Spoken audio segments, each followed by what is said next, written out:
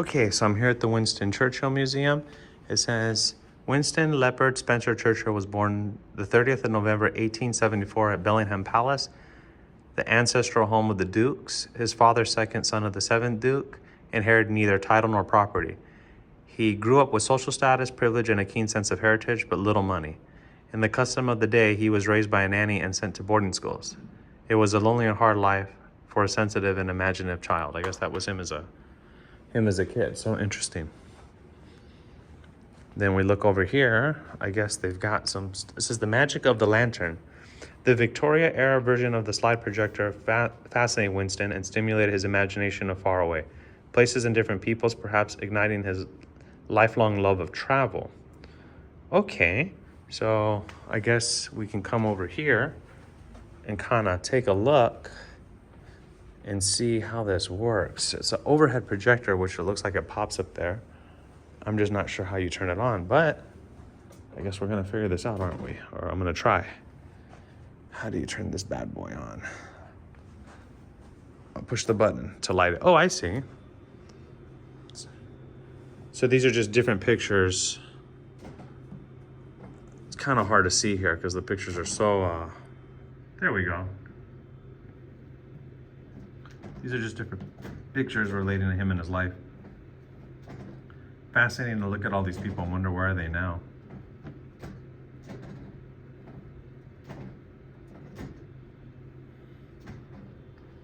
A young man cannot expect to get very far in life without some good smacks in the eye. Okay, that's very, very true. Okay. School struggles, so this is just more information about him. Don't want to bore you all too much, but let me just show you the wall there. You kind of take a look there about him. Then as we come into this area, it says the glowworm. We are all worms, but I do believe that I'm a glowworm. Okay, not sure what he meant by that, but I guess he was like a celebrity of sorts. This is some more information about him.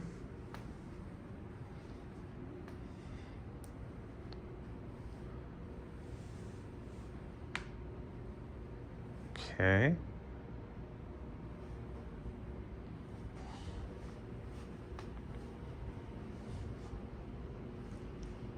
It says, in 1904, Winston met Clementine at a party. He said nothing to her. She was not impressed. 4 years later, they met again and found enough to talk about to marry later that year. Okay, very interesting. Let's see what else we got here. Mixing oil and water. It says, Churchill's conversion of the Royal Navy from coal-fired boilers to oil was one of his most important innovations. In retrospect, it was essential to creating a modern navy. Yet at the time when Britain had ample supplies of coal at home and oil would have to come from abroad, the proposal was greeted with skepticism. Interesting. All right. All right, let's see what else we got here.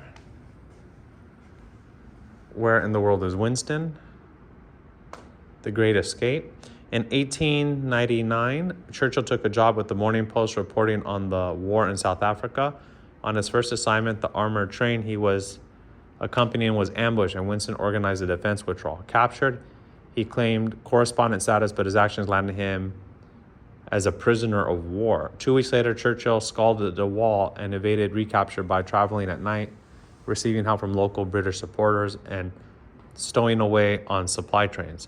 With a dead or alive price on his head, he traveled 300 miles in 9 days to reach Portuguese, East Africa, now Mozambique. Wow, returning to South Africa, Churchill received a hero's welcome in Durban. His vivid accounts of his capture and escape were dramatized in the British press and secured his notoriety at home. The fame launched his political career and his career as a public lecturer. Wow, that's impressive. That's impressive. It says, from 1895 to 1900, Churchill supplemented his army pay by reporting on military campaigns.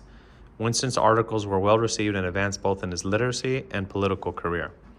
Winston was adept at wrangling his way to the front. In India, he appeared at the Northwest Frontier Command Post without assignment and was attached as a correspondent. Okay. The sword and the pen. Churchill craved action. With his mother's help, he worked every family connection to get posted, officially or unofficially, to any battlefronts. In my interest, she left no wire unpulled, no stone unturned, no cutlet uncooked. Okay. Very, very interesting. See what else we got here. So now, as we continue to walk, we kind of enter this area. Europe at war. So from June 1914 to January 1916. Less than a year after its outbreak, in August 1914, the Great War produced a bloody stalemate for the British and French on the Western Front and serious setbacks for the Russian on the Eastern Front. Okay, so this is just more information about the wars, kind of how they affected everything, and how we got to where we got to now. So again, this is more information about him. This is just a lot of information. You could probably spend the whole day at this museum. No man's land. It says no man's land, the area between opposing trench lines varied in width from just 50 yards to half a mile and looked like a lunar landscape. No one dared venture into no man's land unless during an attack during the day, and peering over the top of the trench could attract a sniper's bullet. The periscope was the only safe method to view the area. Nighttime was different. Patrols crept about, probing enemy defense, repairing barbed wire fences, or recovering dead and wounded. Listening posts were maned to give warning of enemy movement. Flares briefly illuminated the scene, trying to catch enemy patrols and bring them under fire.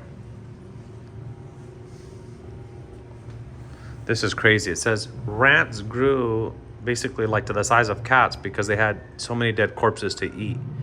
Lice carried trench fever, and the constant dampness produced trench foot that could lead to gangrene and amputation. What a horrible time to be in war. Let's see here. They got some kind of thing here.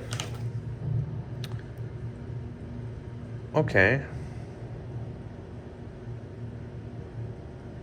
Okay, it was a letter. Very interesting. Okay, let's see what else we got. The War of Men and Machines. It says World War I introduced innovations that would transform warfare. Two inventions, the airplane and the tank, would realize their full potential only in later wars.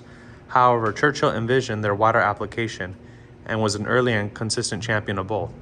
Beginning with his days at the Admiralty, Winston promoted the development and use of aircraft, which saw tremendous technical advantages during 4 years of war. From observation craft, airplanes developed into specialized fighters and bombers. Most of the tactics and doctrines that would profoundly affect World War II were attempted in World War I. The tank was conceived to break through barbed wire and trench fortifications and to support advancing troops with machine gun fire. Winston endorsed his development in a memo to the Prime Minister. The first experimental trials came in the early 1916 and the later stages of the battle. Wow. Very fascinating in a bad way. What's in the name? Churchill originally called the vehicle a landship, appropriately enough since the commission development. To keep the invention secret, plans were labeled water carriers for Russia. When it was pointed out that the abbreviation could be WCs for Russia, WC being British shorthand for water closet or toilet, the name changed to water tanks for Russia, shortened to just tanks. The name stuck. Okay. This is more information about the war. High tide of empire. So there's a lot of history here. Like I said, you could be here all day just reading this stuff. So, but I'll just kind of take you through because I don't know if you want a History Channel episode.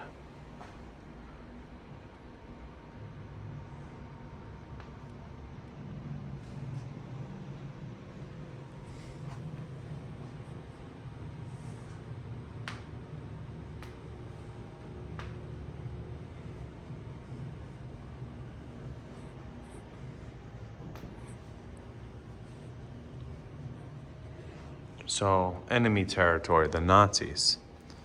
The devastation of the Great War created widespread social, economic, and political distress in all countries.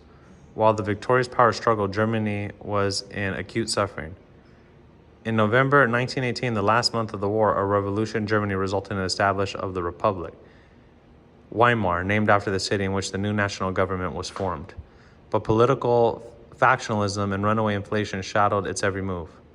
In 1929, a loaf of bread cost 163 marks. By September 1923, a loaf cost 1,500,000 marks. Wow.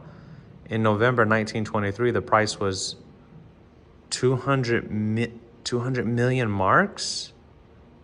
Look at this. 200 million marks? Or is that billion? Thousand, million, billion. 200 billion, wow. The United States and Britain helped stabilize the German economy with massive loans in 1924 and again in 1929. The 1929 stock market collapse, however, threw all the world's economies into the Great Depression, taking Germany to new depths. Wow. And the rise of this evil man came from this. The dangerous Hitler movement. Adolf Hitler establishes the Nazi Party in 1925, intent on using democratic means to achieve power. Reassessment of the Versailles Treaty, the Great Depression, mass unemployment, and national pride brought increasing numbers of Germans to his cause as he lashed out at capitalists, communists, and the Jews. While never achieving a majority in the German parliament, by 1932, Hitler and the Nazi Party had become a formidable force. Hitler abolished the trade unions and banned all other political parties, sending their leaders to concentration camps. By the end of 1933, Hitler's camps held over 150,000 political prisoners, and he began to round up beggars, prostitutes, alcoholics, just basically everybody. It was only the beginning of the purges. The night of long knives, Hitler ordered the murder of 200 persons who helped him to power, but were now seen as threats. Crazy person. Crazy. Okay, that was part 3.